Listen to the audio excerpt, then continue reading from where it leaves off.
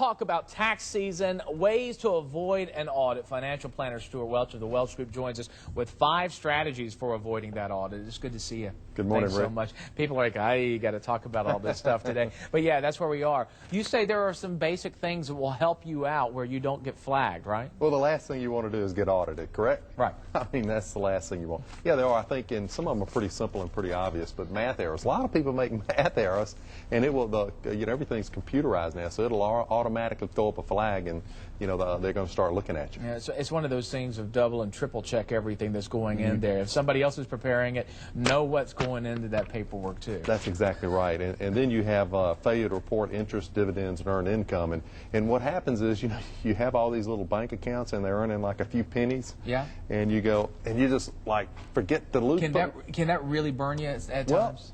Well, but what happens is the institution automatically reports it to the IRS, so the computer is trying to match those up, and if it doesn't get a match, it runs a red flag. So you want to be sure that you keep up with all those interest reporting items. That's good to point out there. Let's talk about this is another one that you say way to avoid it is don't talk too much. Don't talk so much. Explain this one to me. I mean, really, does it? We've all been around somebody who's bragging about how they stuck it to the IRS.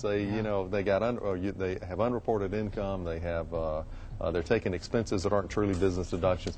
You see business owners doing this, like little small business owners doing this. And what's happened is the IRS came up with a whistleblower program. And now if you whistleblow on somebody, you get a percentage of the money collected.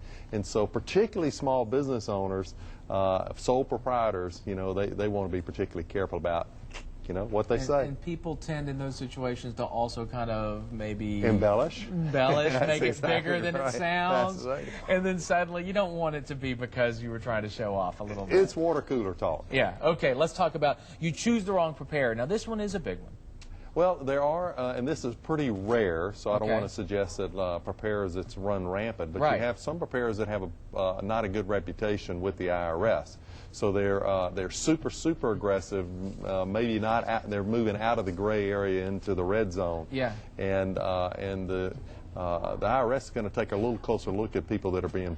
And when you say that, yeah, it doesn't run rampant. It's not widespread in the industry, but if you are caught in that situation, it can be a doozy for you. It can, and they will come in with lots of auditors and do a really thorough job. Okay. Also, a high target business. Explain what we're talking about. Well, here. I think again going back to sole proprietors. So sole proprietors have tremendous amount of flexibility what they put on their return. So they're kind of a high target, and when the IRS audits them, they're going to generally raise more money. You say keep records. Keep good records. Best defense is excellent records. So when you do get audited, the auditor moves through very fast, and if they don't get any money, you probably won't see them again for a long time. All right.